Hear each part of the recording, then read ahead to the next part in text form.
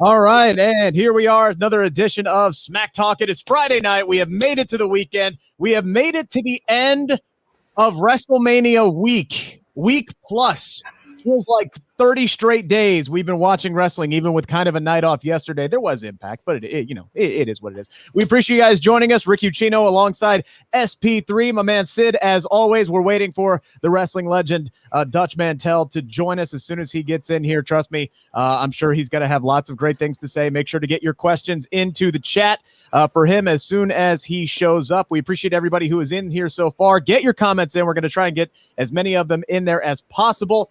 Sid, overall thoughts on tonight's show, the post WrestleMania SmackDown, automatically better than Raw the first 5 minutes in. That's not exactly a high bar, but we had a lot of key stars missing tonight, which I'm not necessarily mad at. But overall, your thoughts on the show tonight? I thought it was a good show. Not a blowaway type of episode. Not really a Raw after WrestleMania, SmackDown after WrestleMania, full of debuts, big moments type of show. But this was a great building block type of show. Coming out of WrestleMania, we got a little bit of a picture into what's going to happen next. I thought the main event was good. I thought the opening promo was excellent by Roman Reigns. A great way to follow up what happened at WrestleMania. And a couple of things during the show was definitely, enjoyable. But yeah, I would say there was stuff missing to really give you that, after WrestleMania vibe of the shows of the past. Yeah, I mean, like I said, obviously there were several key stars missing tonight. We had no Daniel Bryan, no Edge tonight, which again, I'm not necessarily mad at, just because you really kind of wanted to sell the ending to night 2 of WrestleMania, right? Because these guys, especially with, the head injury history that Daniel Bryan has and the neck injury history that Edge has. So them really selling the concertos that they received by the hands of Roman Reigns, not something at all I'm mad at. But yeah, this definitely seemed like a nice stepping stone. The only thing I have an issue with is it definitely seems like a lot of the feuds heading into WrestleMania are going to continue now beyond WrestleMania, which is why indeed it might be called WrestleMania Backlash this year. I think we're going to get a lot of things run back again, and I'm not necessarily on board with that. I mean, I was expecting that as soon as they name a pay-per-view WrestleMania Backlash. The lack of creativity, it couldn't just be Backlash. It had to be WrestleMania Backlash, because they gotta keep juicing up the WrestleMania name, get as much out of that name as possible. So that's why it's WrestleMania Backlash, and that's why we're gonna get a lot of WrestleMania rematches. I felt like one of those WrestleMania rematches were on this show that should have been on the Backlash card, but it seems like with the finish that we're probably going to get that as well, which kind of makes me question why it was on this show in general. But of course, we're going to get into that.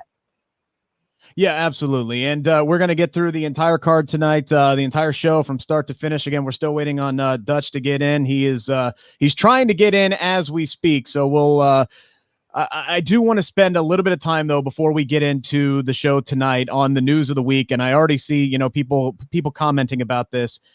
For the second year in a row, Sid, April 15th was a dark day for WWE. They decided to release a number of superstars, some of which I think made a little bit of sense, and some of which brings a little bit of closure to some of these stars that we haven't seen or haven't been used a lot.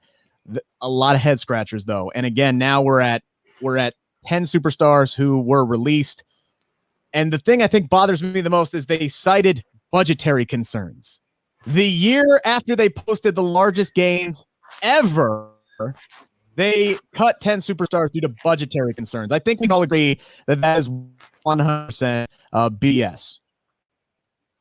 Agreed. Couldn't agree more. And am I here? So, okay, hang on, hold on. We just had everything kind of reset there. Sid, what did you just say? Because my screen froze up.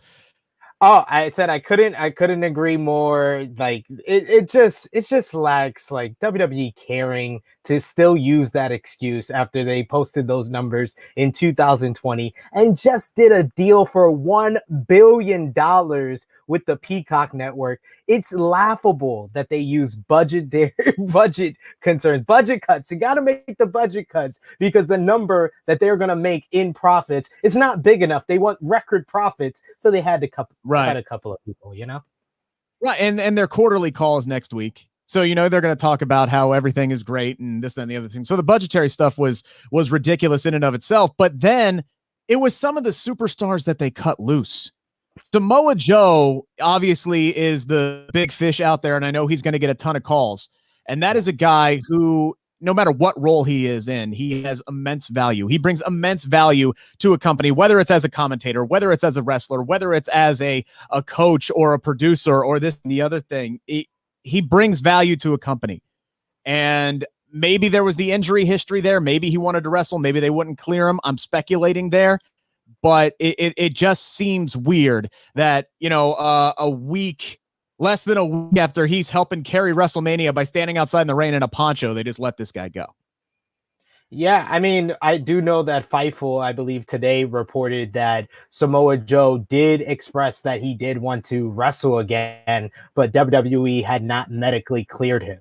So I think that they just basically came to an impasse where Joe was like, you guys have your guy coming in here to be a replacement on commentary. I want to wrestle again. And they just had their hands tied where their doctors wouldn't clear Samoa Joe. So they had to let him go. That I've kind of, over the last day or so, the last 24 hours, I've been able to kind of rationalize WWE's thinking on a lot of things. But I will agree, Billie Kay, Peyton Royce, it's just head scratching. Like, why did you break up a very good act, an act that was always entertaining, always putting a smile on fans' faces, whether they were heel or not? It didn't matter. They were entertaining and people enjoyed them. People followed them on social media, shared a lot of their interviews on WWE.com, which never get coverage, but they did get coverage when it was the Iconics. You break them up. You then put them in two separate tag teams. I don't know why. You put Peyton Royce with Lacey Evans. You put Billie Kay with everybody on the SmackDown roster. And it's like you had a perfectly good act. You separated the two. You basically saw no value in them individually. And then you have to release them. It's like you basically created this own release yourself. Yeah. And here's the other thing. Like, okay, so even if you somehow talk yourself into thinking that Peyton Royce wasn't doing anything on Raw, even though it's your own fault, she wasn't doing anything on Raw. Even if you look at that and go, okay, well, we can justify this. Billie Kay was a star on SmackDown. She took the bare minimum. I'm talking the bare minimum. Sometimes she only had seconds of screen time. And she owned it. She owned it every time. She crushed it. We're always talking about Billie Kay on SmackDown. Didn't matter how long she was there. Didn't matter what she was doing. She crushed it. And she was over. She was over. The fans loved Billie Kay. They wanted to see more of Billie Kay. Instead of rewarding the audience and rewarding her, you release her. And Fightful did have the report today that a certain producer backstage, who I'm going to remain nameless on this show, didn't get Billie Kay and expressed to the higher ups that there was a ceiling for her in WWE. Said, if you're a producer for WWE, who gives a damn what you get? Does your audience get that person? Does your audience get joy from that person? Is your audience invested in that person? When it came to Billie Kay, all three answers were absolutely yes. Who gives a damn if you don't get this person? Your audience does. And you let her go. Just let her go. Let Peyton Royce go. You weren't using them. Just tossed them away. Same with Samoa Joe. Mickie James. You just signed Chelsea Green to a contract extension a few years ago. She gets hurt, cut her. The other five made sense. As talented as they are, they made sense because you weren't using them. I'm sure a lot of them were frustrated with their situations on the roster. Tucker, especially, we saw his reaction on social media. So I get it. Some of those made sense. The other 5, to me, not so much.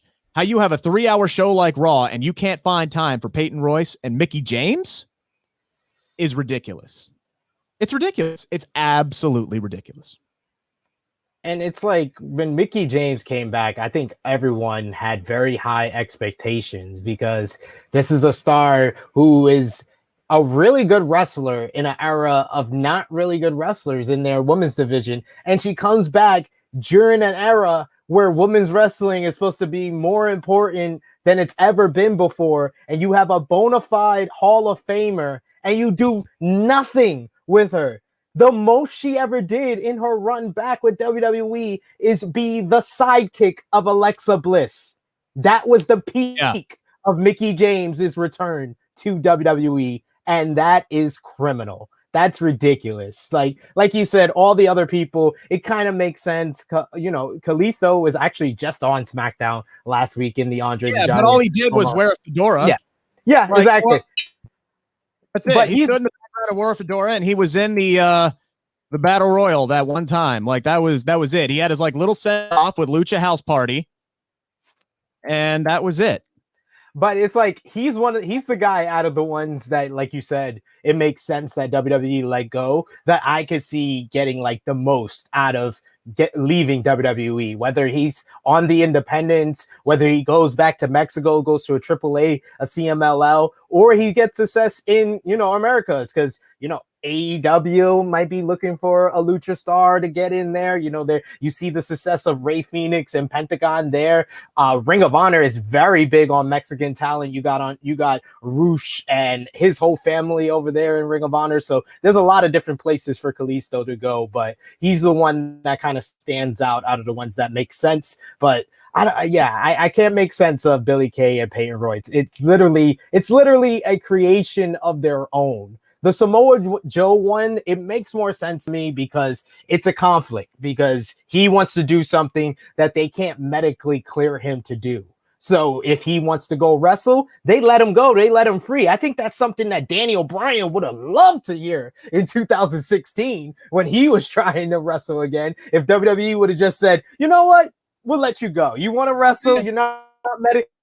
Imagine that. Imagine what would have happened if they would have let go Daniel Bryan in 2016, 2017, a year before. We would have not seen anything that's happened in the last 3 years with Daniel Bryan. That's crazy. And now this, if Samoa Joe goes somewhere and he goes to like an AEW or even like a New Japan or even an Impact Wrestling, because Slammiversary is right after the 90 days is up, he could potentially be like their next Christian, of someone that they thought was done, not medically cleared. They let go, and he goes to someone, and he's gonna be an asset for them. So it's kind of crazy that WWE keeps doing this, but it's not something that's very surprising at this point.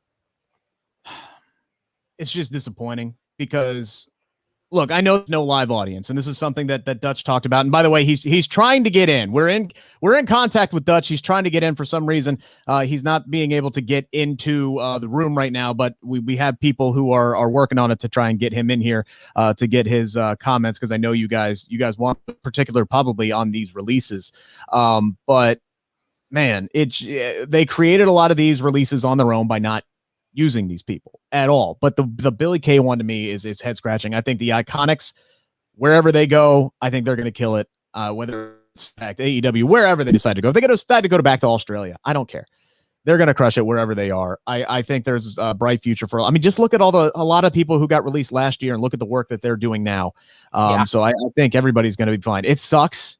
It sucks for guys like me who wanted to see the Iconics on television, in WWE TV. But nothing we can do about it now. Nothing we can do about it now. The other big news, Sid.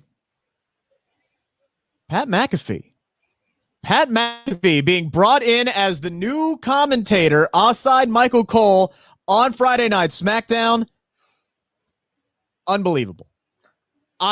This was a home run hire to me. I knew within 5 seconds of this guy being on the air tonight this was going to work. This guy is a natural. It's gold, baby. It is gold. Pat McAfee, I loved him getting excited. I loved the energy. He was up standing and clapping and fired up after the tag team title match tonight. I love it. He's out of the box. He's great. Like I think the best line that he dropped all night was when he said that Sammy needed to follow through on the kick to Kevin Owens. That legit popped me. This dude is going to be a major asset to Friday Night SmackDown. I just love his sports feel because I'm a huge basketball fan. I love the LeBron James comparison to Rey Mysterio, talking about how LeBron wants to play long enough to play with his son, and Rey Mysterio's here in the WWE doing it right now. That was a great comparison that I never thought of. I'm a Laker fan. I never thought of that. That was tremendous by Pat McAfee. He was on the money. And like you said, from the very start of the show, me personally, I was very happy with the announcement in general because I feel like Corey Graves is not the Corey Graves that first came to the main roster. And, you know, when you have the people in your ears so much, it kind of takes your genuine enjoyment and joy out of the show. And that's what Pat McAfee brought to this show. Like he was genuinely like happy to be out there and to be up close to the action. He saw a sunset flip powerbomb by Sami Zayn and marked out for it and said it was the most amazing thing he's ever seen. And you believed him. Like it wasn't it wasn't put on. It wasn't put on and it didn't feel fake. It felt he felt like a fan, and that's what we want to hear from our commentators because it's been gone. Never mind the fact that we've seen this guy do a moonsault off the top of off the top. Was it a moonsault or a senton? Whatever it was. Senton, yeah. Yeah, we've seen him do it off the top of the War Games cage for crying out loud. But you know what? Good on him. I liked it. So Paul up here says that Pat needs to go. He wants him to leave. He wants Bailey to be full-time with Cole. I wouldn't hate that, but I want to see Bailey, back in the ring, though. Let's see. Romeo says there was some bad with Pat, though, acknowledging the piped-in crowd as if it was real. He might get in trouble for that one. I loved it. Yes, obviously there is room for improvement. But again, for the first time, I thought he absolutely knocked it out of the park. So let's go ahead and hop into the show. As again, we're still having technical issues with Dutch. We're trying to get him in. I promise we're trying. So Roman Reigns opens up the show. Says he called his shot at WrestleMania. He did. That was so subtle and so great last Friday. I didn't even think about it until I saw it on Twitter after Mania, where he literally smashed him with the chair, stacked them on top of one another, and pinned them both. 1, 2, 3. Brilliant. Absolutely brilliant. He told us, as Paul Heyman would say, it's not a prediction, it's a spoiler. That's exactly what they did last Friday. They spoiled the ending of the main event of Night 2 of WrestleMania, and nobody saw it coming. And it was so good. It was the perfect cap to a great match. He comes out here and says, look, it's over. I beat a Hall of Famer. I beat Daniel Bryan. Their dreams are over. They're not even here tonight. No one can step up to me. He told Paul to fire up the jet like he's a pilot or whatever, and says, I'm gone. And then it happened. And this made me so happy when Cesaro's music hit, because I think right then and there, we all knew where this was going. Cesaro is finally going to get that main event level shot. I'm not saying he's going to walk away Universal Champion, but he's finally getting his opportunity in a main event feud. It seems like, though, Seth Rollins is going to get involved in this some way, shape, or form. We saw that in a really good main event. Cesaro eventually did challenge Roman Reigns to a match. Didn't want the title. Loved that. Just wanted a shot at Roman Reigns. Paul Heyman, though, cuts an incredible promo in the back. And hold on. Wait a minute now. Ladies and gentlemen, I think we got him. Dutch Mantel in the building, ladies and gentlemen. Can you hear me? Son of a bitch, the moon landing was easier. Damn, I was leaving and coming back and doing this and clicking there and better late than never. We got you. Got you. We were filling some time there. We just got to the beginning of the show, and we were talking about your guy Cesaro. Now appears that he's going to get an opportunity in the main event scene. He's the one that's going to step up to Roman Reigns now. Obviously, you guys got some history. Your thoughts on Cesaro now stepping into this spot after Roman Reigns beat Edge and Daniel Bryan on Sunday? Well, it's only about 8 years too late for the guy. He should have been there a long, long time ago. I can tell they still don't trust his interview skills because it was short and sweet. But the match was great. His match with Rollins at WrestleMania was very good, and it surprised almost everybody because it surprised me because of what they've done with Cesaro in the past. Because they just used him, and even when they put him with me and Jack as the Real Americans, they still didn't, because he was in the team, I guess. I don't know, or because of Jack or me. We didn't really get the push that we deserved, I didn't think. Because I guess everybody thinks that, but it was a political statement we were trying to make. It was getting over with the crowd. And I always wondered what was the deal with Cesaro that was holding him back. But apparently somebody's been listening to me, I guess. And he may be over that hump, and I hope he is, because it's way,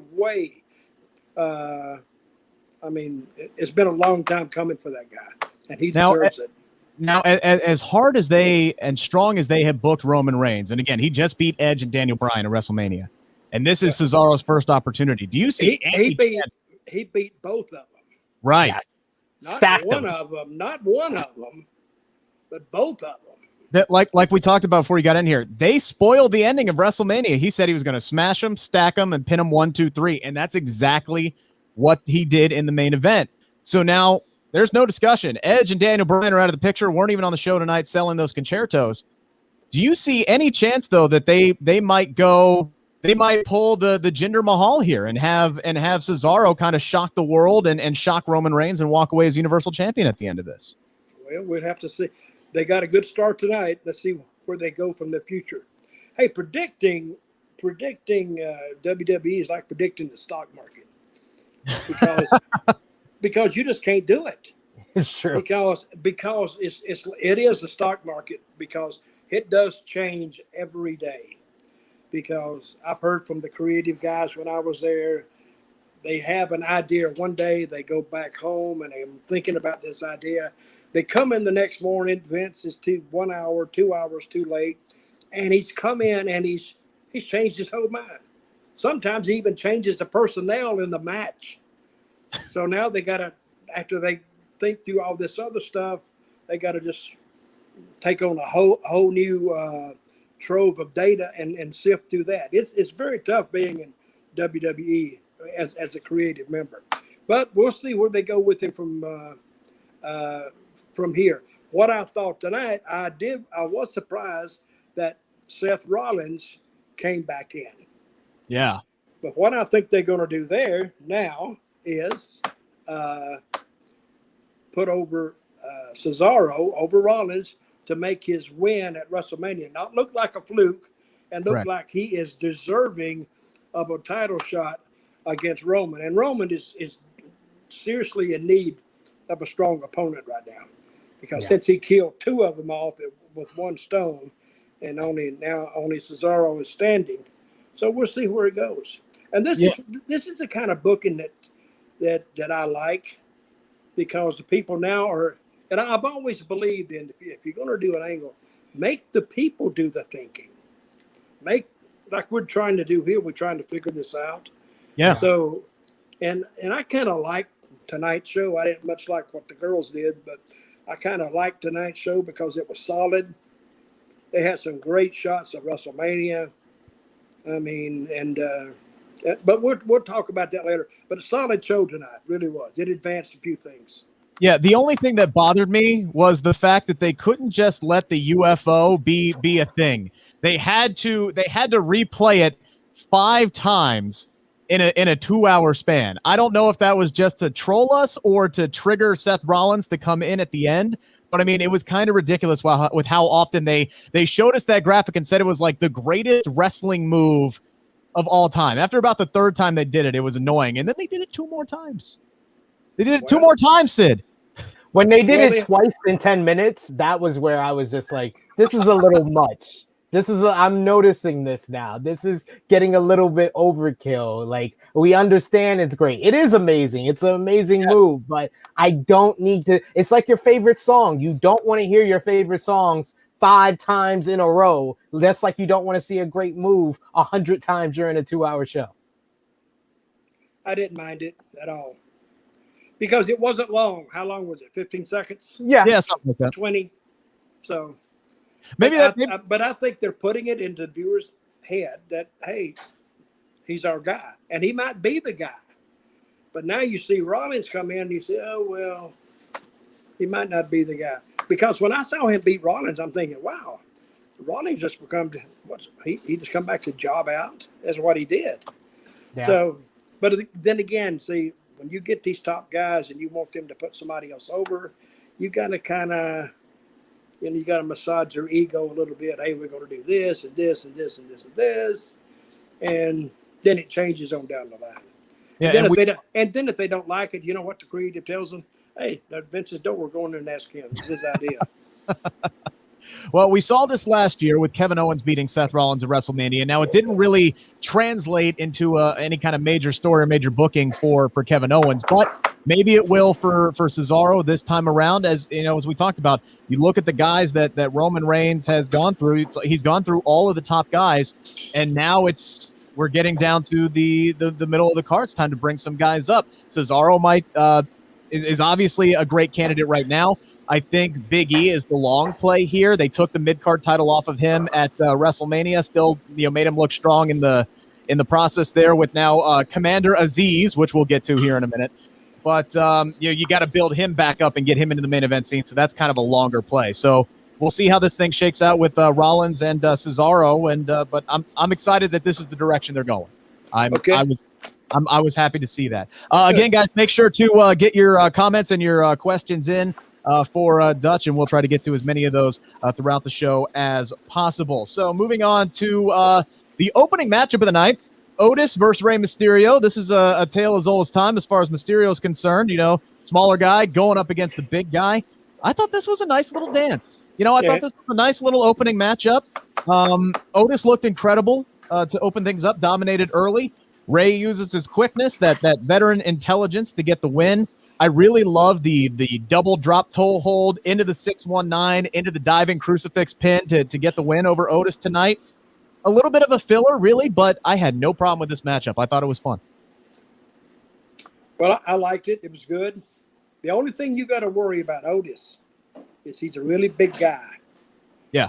And when you start, and they beat him in the right way. They did that. But when you start beating those guys like that, they're really hard to resalvage. So they got to watch what they do with this Otis, because he's a test, and I don't know if he can withstand many losses, because he had a great match with Rey. He had a great match, and I did notice about Dominic. He needs a different hairstyle. Looks like crap. I think he needs to cut his hair or do something. But it wasn't a bad match. The whole show was pretty good, I thought. Yeah, absolutely. And you're right with Otis. They really need to be careful with him now, because this is really their second attempt with him, because we saw him with his babyface run last year. He won the Money in the Bank briefcase, and then the steam really kind of fizzled. They broke up him and Mandy Rose. They took the briefcase off of him, and now they're trying to repackage him here and showcase him as this dominant, serious heel. So they did beat him the right way tonight, I think, Sid. Yeah, and it was a match that really showcased him, because he dominated the majority of the match until Rey made his comeback. But I agree with you guys. I thought the finish was like the best part of the match, because it was the right way to put Otis away, and the fact that he balanced his body on his shoulders and neck for that long. Like, he did it. Yeah. He did it great. Like, that was just a perfect type of way to end that match. And it is feeling a little bit repetitive with the amount of times we've seen the Alpha Academy versus the Mysterios, but matches like this make you want to see a little bit more from them. So this was a check in all the boxes, in my opinion. Do got a comment here from Rico Iglesias. Says, hopefully they don't try to force Cesaro to be that next Daniel Bryan type guy. Let him be the guy that the fans support organically. Dutch, that kind of, how do you balance that when you're trying to get over, but you also want the fans, to cheer for him, organically? Well, Daniel Bryan is a whole case study unto itself because he's a much better talker than Cesaro is, and when he came out with the yes. Plus, didn't Daniel have Kane to bounce off of? Yeah. Hell He no. originally got over, yeah. See, and that kind of helped him. Cesaro has just has himself. So we'll have to see on that one because Cesaro, like I said, they're 8 years too late with it. That's what I'm saying. They may have, if they'd have tried this years ago, it may have worked a lot better. But now, who knows? Like I'm saying, I can't really read their minds. I don't know what they're going to do, but we'll have to see where it leads us. And maybe he gets that Kofi Kingston like run. I mean, Kofi Kingston, long overdue for a main event push, got the big win at WrestleMania 35, ended up having a 6-month title reign, got squashed by Brock Lesnar in 8 seconds, and we've really heard about it. But at least he had the run. Run. We'll see if Cesaro can get there. Vince calls that cleaning the slate. and that's what he does. If you don't see these guys, he's done with them until he needs them again. So, and somebody I read the other day, these are just toys that Vince plays with, which is true. They're real life toys that creative and Vince play with, and according to what kind of mood he's in. But Cesaro is a little bit of a stronger case to build, but they can build it. So. Well, we shall see. Moving on here, the second match of the night was a WrestleMania rematch.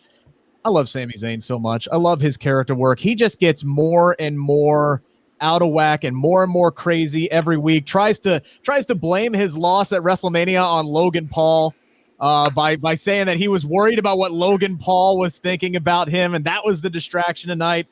He calls out Kevin Owens thinking he's not going to answer than KO does, and they had a nice. Again, they got more time tonight than they did at WrestleMania, which surprises me. But in the end, Sami Zayn didn't want any of KO, and he backed out, which, again, I think this means we're going to continue on this path for a little while longer. And I don't mind it because I can watch Sami Zayn and Kevin Owens literally wrestle every night.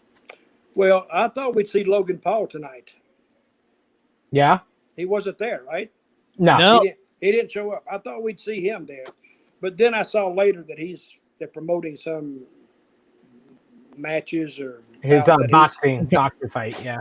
And I see why he was involved in WrestleMania. But I liked the match, and I even liked Zayn leaving. But then Kevin goes against him, throws him back in, and destroys him. Yeah. I think they were better off on the first finish than the second finish. But again, Zayn is that type of heel. Doesn't matter if he gets beaten left laying.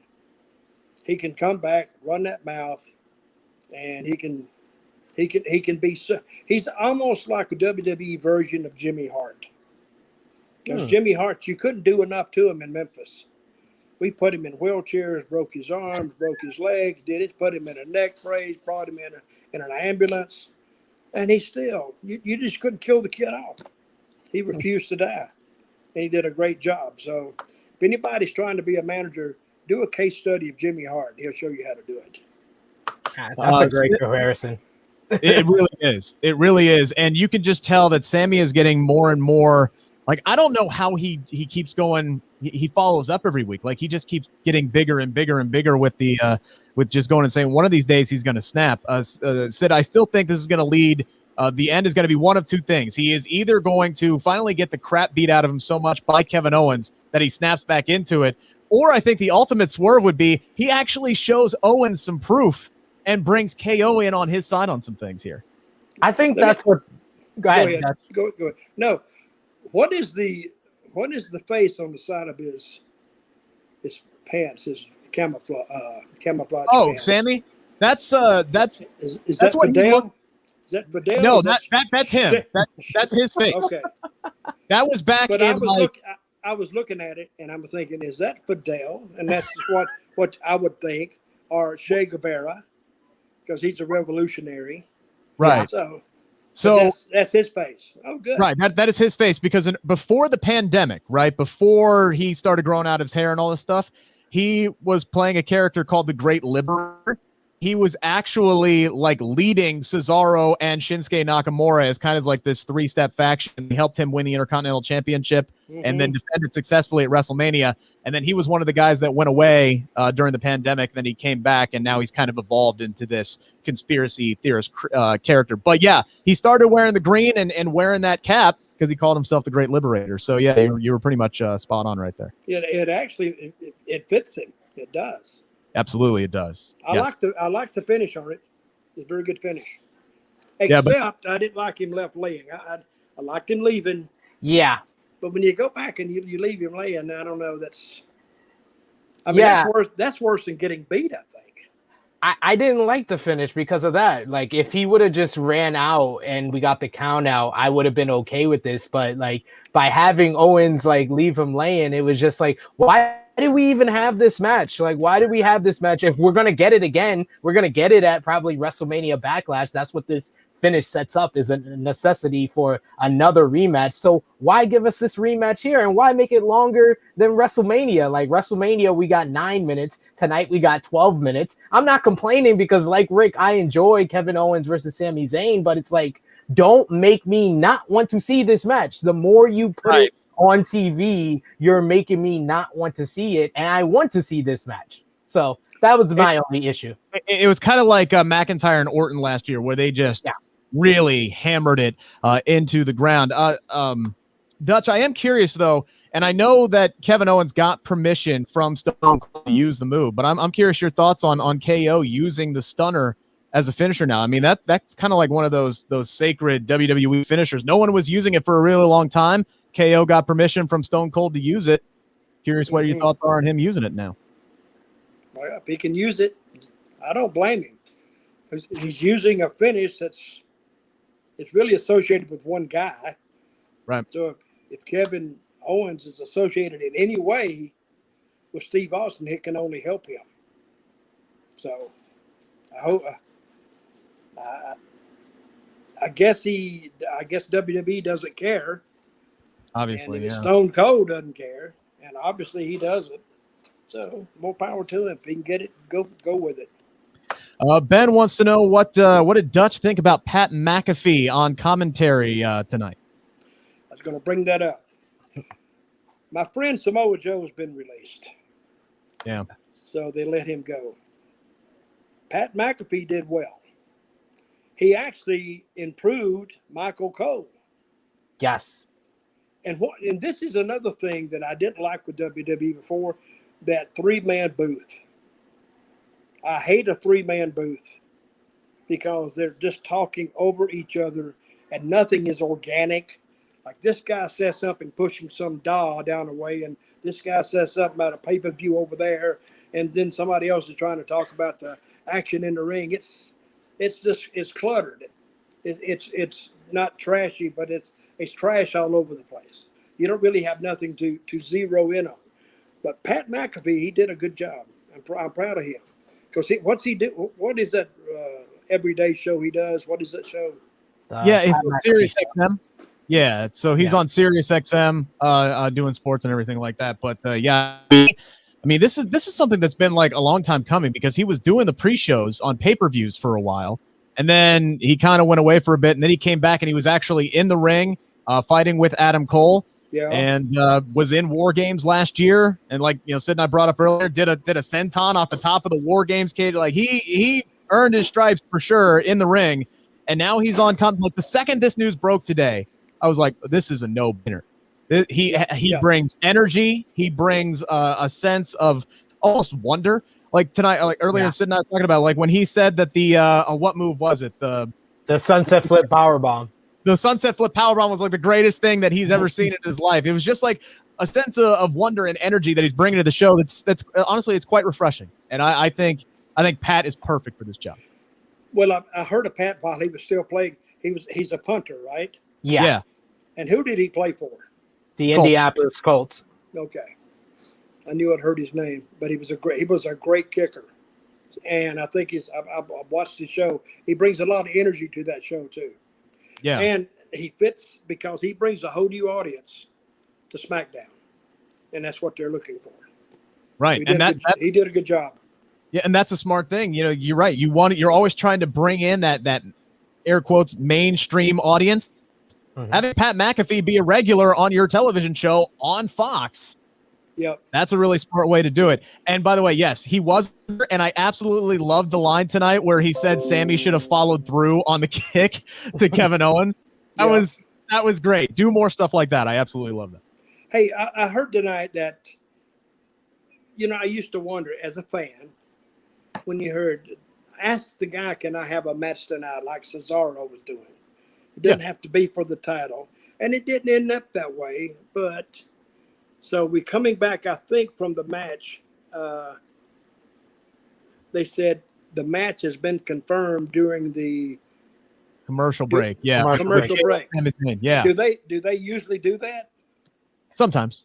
Okay. Yeah, they do it more often on SmackDown, I will say. They kind of do that. Even if a match is like they tease it for like next week, they go like through a commercial, and then when they come back, they got the graphic and they said confirmed during the commercial. They do that a lot on SmackDown, I've noticed. Mhm. And I think it's because they're trying to save time because it's only a 2-hour show. Yeah. This is, and one thing I did suggest, see, WWE, they contacted me, I don't know, I guess it was 2 years ago, or maybe a year and a half ago, and wanted to know my thoughts on SmackDown and Raw. And that's where I tried to watch the shows, and I just couldn't do it. So I wrote a bunch of stuff down, and one of them was a three-man booth. Get rid of that. And another thing is, if you're going to go to break between matches, a match continues. Yeah. I don't know why they don't say if anything happens in the break, we'll bring it right back to you right here. You won't miss anything. But they don't say that, which kind of tells you that when they come back, the match is still going to be in progress. You know what else I missed too? Yeah. Time limits. I wish they would say, like, this match has a 10-minute time limit. They need to kill 10 minutes a lot of times. Yeah. So put them in there and let them go through the time limit. Then you don't sacrifice one of the competitors.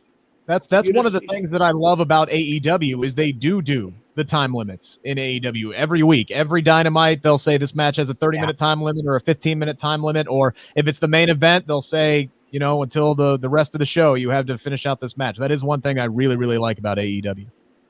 Well, to me, that's just the common sense way to approach it. And it gives it more of a sporting edge to it. So anyway, that's just me thinking. Whether they do it or not doesn't matter to me. But I think it wouldn't be a bad thing to instigate to start. It's true. So we did have another backstage segment tonight. Mr. Apollo Crews, which, by the way, I did have the pleasure of talking to this week following his win at WrestleMania. You can check out that interview on the Sportskeeda Wrestling YouTube and Facebook. That is up there right now. But we did get some answers after the big man that we knew as Dabba-Kato back from the Raw Underground days came in and helped him win the Intercontinental Championship over Big E.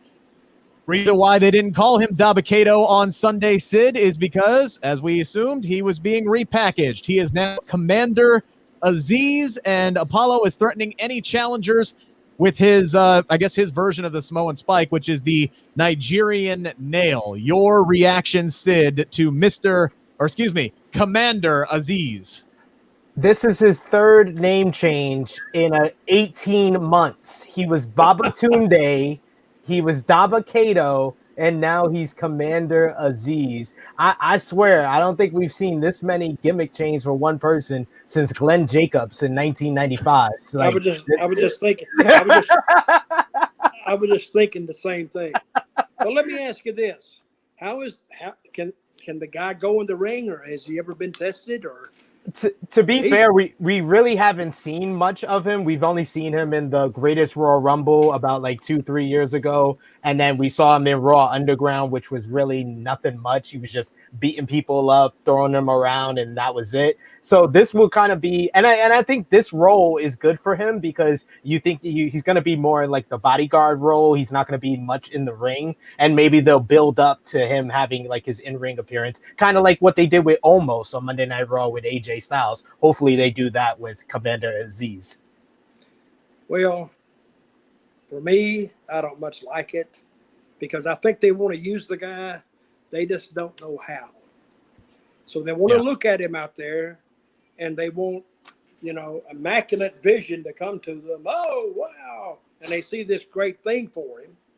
But the guy's what, 6'8", 6'10"? Yeah. He's He's a big huge. guy. He's Yeah. a big guy. And I don't know. I don't see that taking off at all. Yeah, I mean, you the, brought the segment wasn't bad, but I think, when we see him in action, he's going to have to be so produced. Every step is going to have to be produced. Hey, just Yeah. being big, somebody said, well, if you're tall, you can play basketball. Don't have nothing to do with it. If you're big, you can play defensive end. No. Yeah. You got to And- have some athletic ability. And the guy looks like he's about 350, 330 anyway. Yeah, he's definitely a big boy. And you brought up Kane earlier. At least he got put behind a mask, so we didn't know that Ivan Yankum was Kane until he took off the mask some 10 years later. But I do think this fits for Apollo's character, right? He's playing this Nigerian royalty, type persona, so I think it makes sense for him to have a bodyguard. I do just wish it wasn't a guy that we just saw a few months ago under a different persona, because fans look at this, as soon as WrestleMania hit, we were all like, oh, hey, Dabba-Kato's here. Why aren't they calling him Dabba-Kato? We know he's Dabba-Kato. So, I mean, it's like, I guess, Dutch, when you're trying to repackage a guy like this, Yeah. do you just say, hey, we know the audience is going to know, but we don't care? No, that's what they do. Hey, I brought out a book. Did I tell the bullwhip story? I told that story, right? I think so. I pulled out the bullwhip in Memphis one time, and corporate legal went crazy. They were calling, oh, you can't use that whip, a goddamn shit. Tell Dutch to burn it. Don't ever bring it out again. So I couldn't bring it out because, so the next night I was going out for SmackDown. I asked Vince, I said, you want me to say anything about the whip? He said, no, just pretend it never happened. I said, okay. And then I went out there with nothing, didn't say a damn thing about the whip. Because I was going to use the whip to, throw it on Rusev. But no, they wouldn't let me.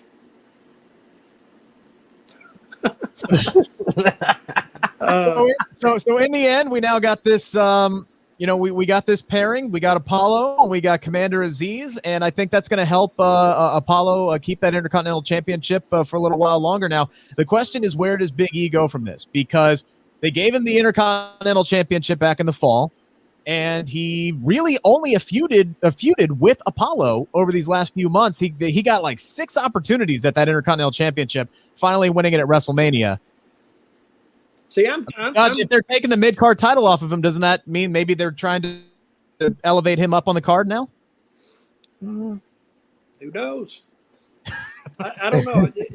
The whole thing has confused me. It was a Nigerian. What kind of match was it? Nigerian drum fight. With no drums used.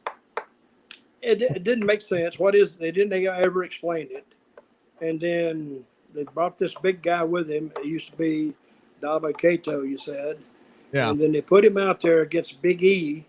And I actually thought Big E would beat him, because I think that's where they need to go with it, to me. Well, we should have they're known. going to do it, huh? We should have known Big E was going to lose because he was in his hometown. I mean, he was in Tampa. Is Wait a that minute, like how did our records turn out last week? Did you tabulate them? I can do the tabulation while Rick talks. I can do it. I was gonna say I didn't give out all of my predictions for the matches, but you guys definitely did the pre-show. But I mean, do you know why Vince loves having people lose in front of their hometown crowd? Is that just to get heat? He's always done that. He's always done that, thinking that he wants WWE to be over the hometown guy, to be bigger. I guess, I don't know. I've never heard of. It's just one of those peccadillos, I guess you call it, that Vince has. He didn't put the hometown guy over. It was so. I think if there was ever a time to do it, it was this Mania, the first live crowd in over 13 months. Just give them that hometown pop. I think that would have been the time to do it. But I guess it all depends on the long run, because if they And somebody else, Sergio just brought it up, saying, I'm glad Apollo won. Big E should wrestle Roman Reigns. I know a lot of us are hoping that eventually we do get to see Big E get that main event push that he's also been long overdue for, much like Cesaro. Getting a mid-card title off of him. Got to have also time to build him back up and make him earn his way up to Roman Reigns. So maybe this was a necessary title change, but it all depends on what the long-term booking is. Yep. And according to you, Dutch, they don't really do long-term booking. Not really. Oh, they may say they do, but how can you do long-term booking? This is another story. They tried to do this long-term booking one time with Bobby Shane in Florida, and they put the title on him. And, in Florida years ago, they would do the tape in Tampa, and it would play that Saturday. And then as it went around, they would bicycle the tape around. So all the other towns would be 2 or 3 or 4 weeks later.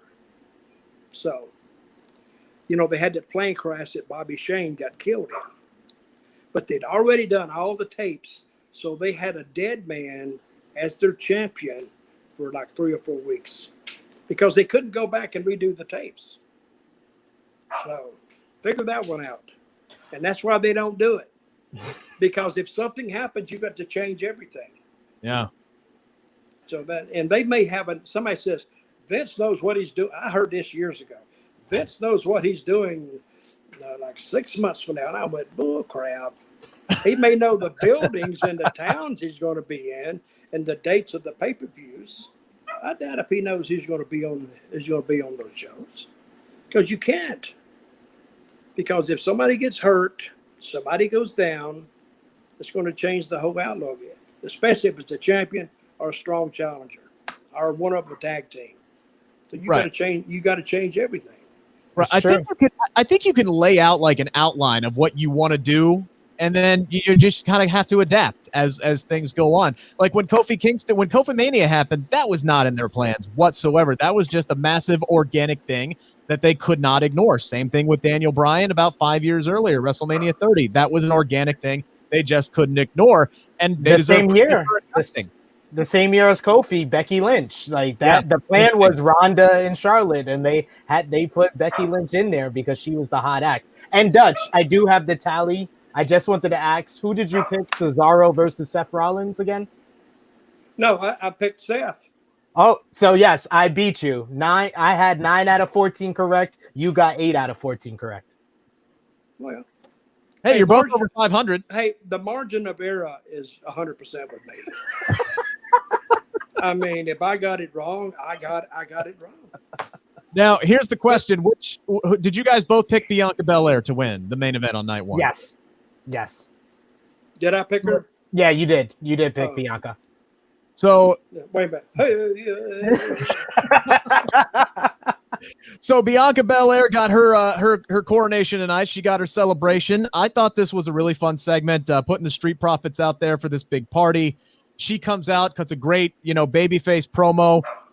I wish they'd let her be more of herself more often because this just sounded really genuine and she was speaking. I loved it when she kind of swerved us and said that if you would have asked me last year if I would have been right here, we're all expecting her to say hell no. She was like, hell yeah, I would have thought so. And there's nothing wrong with that. I love that. I love every time that Bianca and Montez are in the ring together, it is great. But you can just tell. Rick. Yeah. I'm looking at your mustache. Has it grown any this week? I trimmed it. I trimmed the facial hair up. So it's shorter this week. I'm just looking at it. I said it looked like it just fell out. Well, it might be that too. Hey, I'm not saying that to be a smart ass or anything. But, no, I would never accuse you of that. But Dutch, what do you think about this start for Bianca Belair? Because I really did enjoy this promo. No, it was very good. That's a very good promo for her, and it was because it was real. It felt real. Now is she married to Montez Ford? Yes. Okay. I knew something like that. I'd read it a long time ago, and I wasn't really familiar with it. But it was good. Actually, and it helped both. It helped the team, and it helped her. So, and then they went to the back, and then we got the the feelings of Sasha, who said nothing. She Yeah. just mad and pissed off. And then Bailey come out there. Now she's interjecting herself back into the mix, which and what that gives it is now she's back in. Now they can shape it and mold it however they like, because Belair is going to have some. She has to have some challengers. Yes, she has to have some challengers, and unless she's going to get that, Edge type first title run where he dropped it in like 30 days, which I don't believe would do that with Bianca after the run that she's had. Immediately taking out, Sasha and Bailey, boom, boom. That is a great way to establish yourself. And plus, it would give you, if you do it correctly, it would give you some time to bring some of the other women who are on the roster but not getting used very much to kind of build them up. And then, after she's done with Bianca, or after Bianca's done with Bailey and Sasha over the next couple of months, you have somebody who's next in line for Bianca. So I think that's good to start off with the established stars first. I think with Bianca, they're really going to go with her because she has merchandise written all over her. Yes. That's what they're looking at. The little girls like her, the little boys like her, and she can sell her dolls. She can sell this. She can sell that, and she can sell gimmicks, and clothing, and I think her merchandise check will probably be better than her paycheck. And that benefits WWE merchandising and herself, a lot, really a lot. I used to get merchandise checks more than my check, and I was like, I wouldn't have been in the main event, but the stuff sells. I love it. And Sid, here's the thing though, and I think they need to go with her because all of a sudden, and I don't say this lightly, she has like overnight become like the top baby face for WWE at this point, because you look at all the other champions, they're all heels. They are all heels. So Bianca, I keep saying Sasha. Bianca Belair is kind of carrying that torch for the baby faces right now.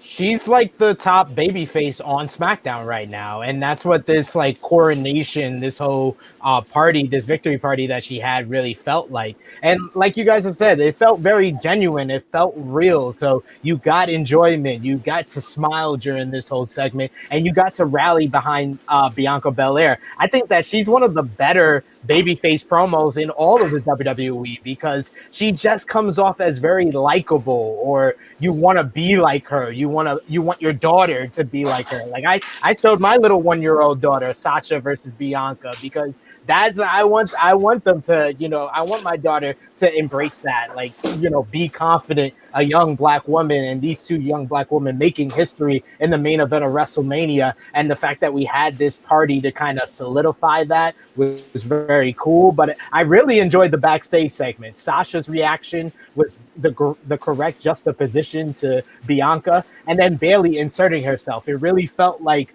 after WrestleMania 22, when you came out of Cena versus Triple H, but Edge was always a part of that WWE title scene, and he just came right back immediately after WrestleMania. That's what it felt like with Bailey inserting herself back in, and that was a great triple threat with Cena, Edge, and Triple H back in 2006, and I feel we can get just the same potential and quality in Bianca versus Sasha versus Bailey at WrestleMania Backlash. Now that's a match that makes me want to see a pay-per-view even with the name WrestleMania Backlash. Sign me up.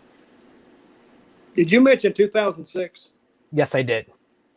That's the year Rick started growing his mustache. Yeah, actually, that's the year I graduated high school. Yeah, pretty much. You're not wrong. I'm kidding, Rick. I know you are. I can take it. Okay, bring it on. I can take it. You're good. So they set all this up, right? They set all of this up, and I love the line where Bianca left. She said, "Hey, we only wear gold in this house." Basically telling Montez, go take care of your business. Yeah. At that point, I thought, slam dunk, take it to the bank. Street Profits were winning the tag team titles. And then they didn't. It was a fantastic matchup, but they decided to keep the belts on the Dirty Dogs, and that genuinely surprised me. It surprised the hell out of me. Like I thought that this was the title change because, like I said, they needed something to make it feel like a SmackDown after WrestleMania. And sometimes a title change kind of creates that, where you have that moment, and you would have Bianca coming out with the SmackDown Women's title, them holding all the gold. It would be a great moment to kind of solidify that little party that they had, but it felt like they had the party because we weren't going to have a party at the end of this match with the Dirty Dogs getting the victory. Well, it didn't surprise me. If you put both of the titles on Bianca and the Mystics, that their names? Street Profits. Street Mystics. the Street Profits. See, then the chore begins. Now you got to get them off. You're going to have to get them off sometime. So they can save that Street Profit pop later, and it doesn't hurt. It doesn't hurt the dogs, and they can continue. Very good finish in that match. Yes. Yeah. The blind tag that he didn't see. The only thing I would have changed with that, I would have had the referee try to tell Montez, hey, he made the tag. But Montez doesn't hear him because he's in the middle of the fight, and you could do the same thing. Boom. Right. And his adrenaline was running. He was running. He was all over the place. So he wouldn't have paid attention to the referee at that point anyway. And he was just, I got to get this pin right now. Yeah. And he kind of did, because the referee did the tag signal right in front of his face, but he was so into the moment on Robert Roode, he didn't even notice it. But very good finish. I don't know who came up with that, but it's a good finish. And just a side note, boy, Robert Roode's a pretty spine buster, doesn't he? Yep. He Oh does. my goodness, that thing was so pretty. I had to write a special note for that. It was just so. Oh, and by the way, anybody else notice Dolph's ponytail tonight? The mock. I was going to bring it up. That's Bianca too. My God, That's the ultimate troll job. You know what's going to happen this is what I'm afraid something's going to happen one day with Bianca's and the guys. What's his name? Dolph Ziggler. Yeah. Because you ever notice that wrestlers, when they put their boots on, they tuck their laces in their boots. You know why they do that? Why? In case they come untied. To keep from hitting people in the eyes with the laces. And that's what I think.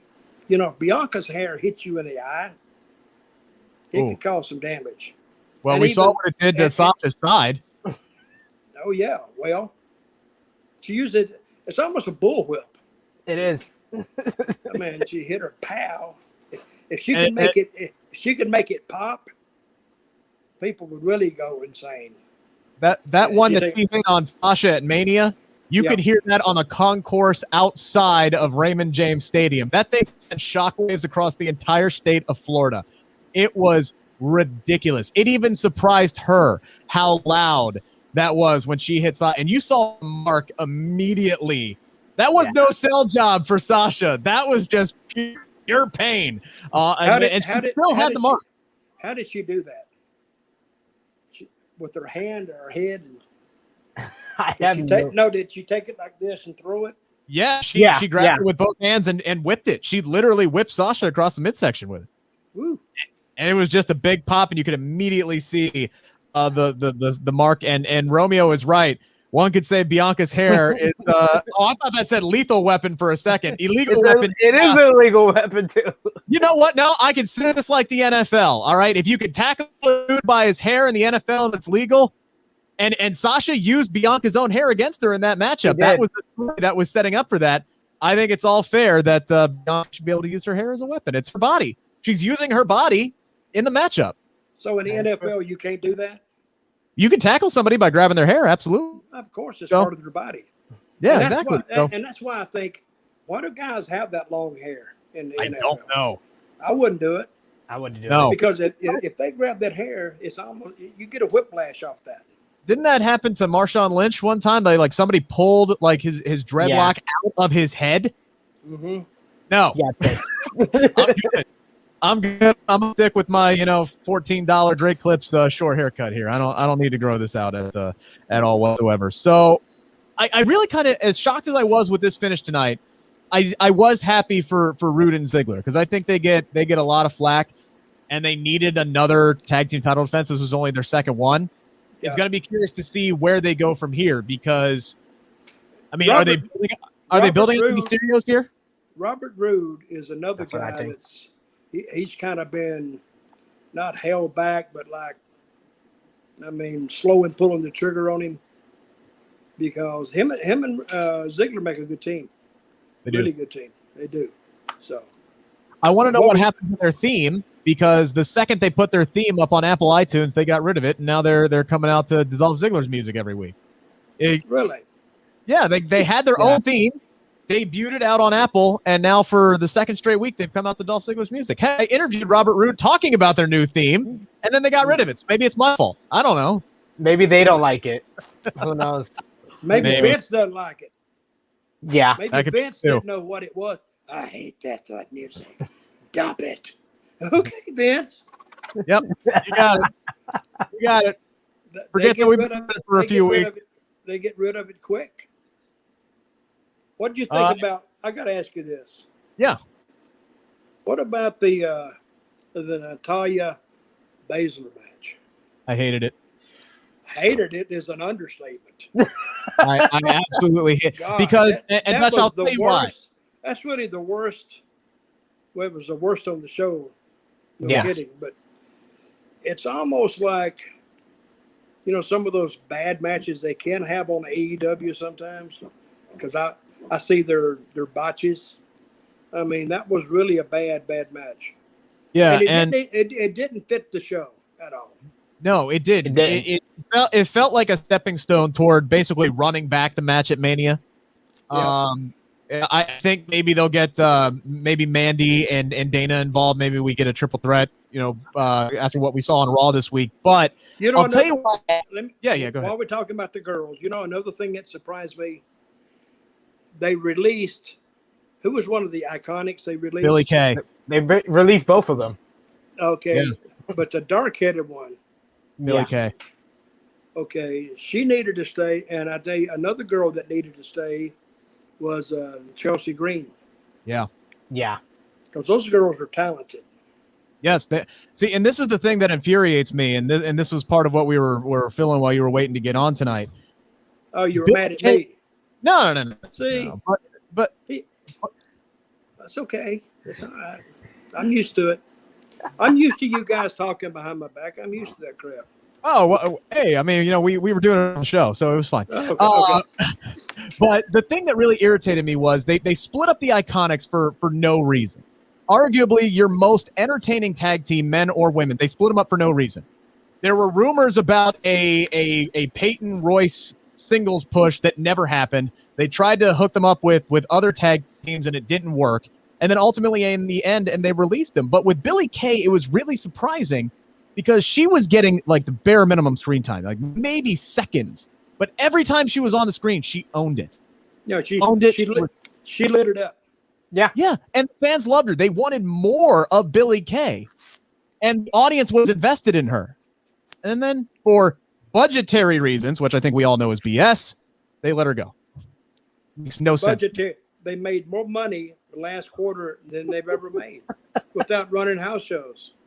That was So- the report, was that they told everybody it was for budgetary reasons. Hasn't that been basically the excuse for the past 40 years? If you get let go, it's for budgetary reasons. Well, I Yep. think what they're doing now, that they're doing a developmental company for AEW.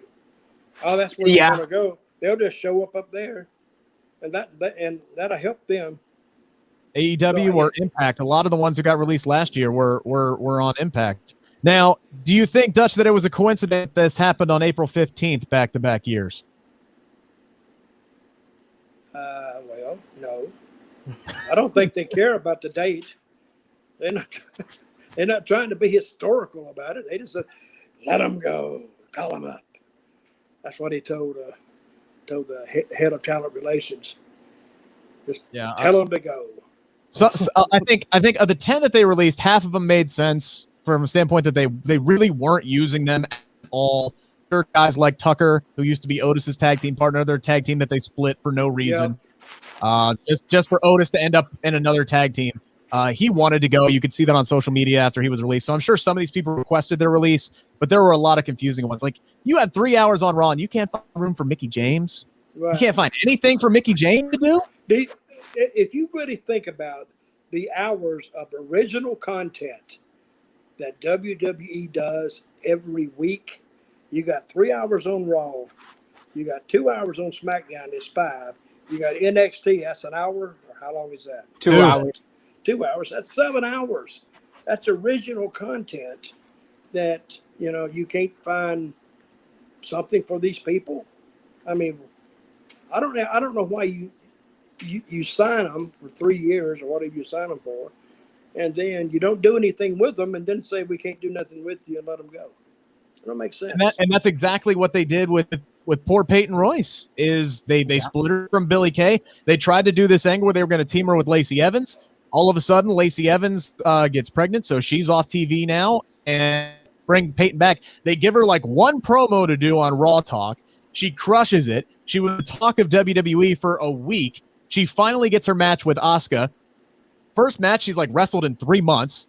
It was a good match. Started a little slow because ring rust is a real thing. But it was a great finish. She loses. We don't see her on TV again, and they release her. Mm-hmm.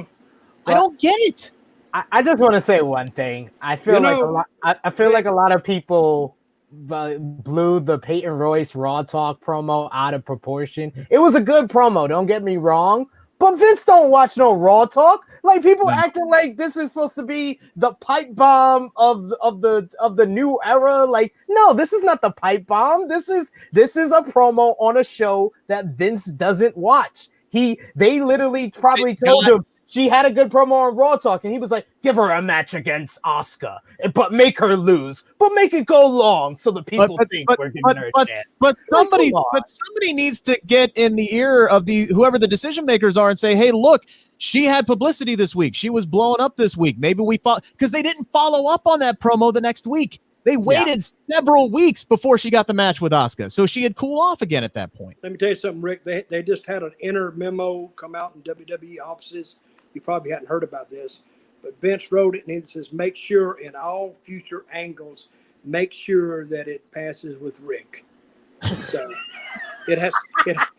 they will be calling you and said, Rick, does this pass muster?